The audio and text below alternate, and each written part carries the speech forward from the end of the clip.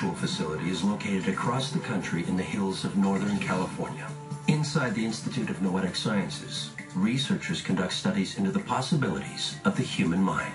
And in every culture, people have reported capacities to use their mind or their consciousness to influence the physical world.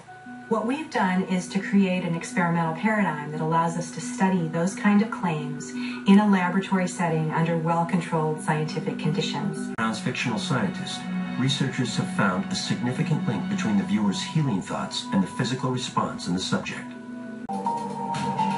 As the novel depicts, noetics relates to experiences that many of us have every day.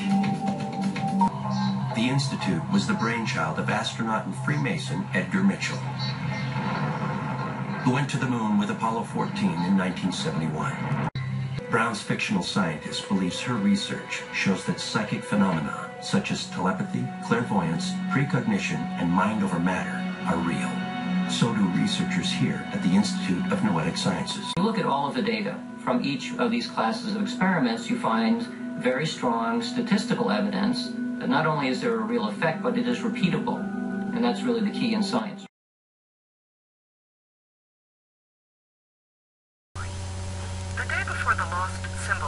of bookstores, Marilyn Schlitz began to notice some unusual traffic on Twitter. Rumor had it that the heroine in the book was a woman at the Institute of Noetic Sciences, which researches things like consciousness and healing.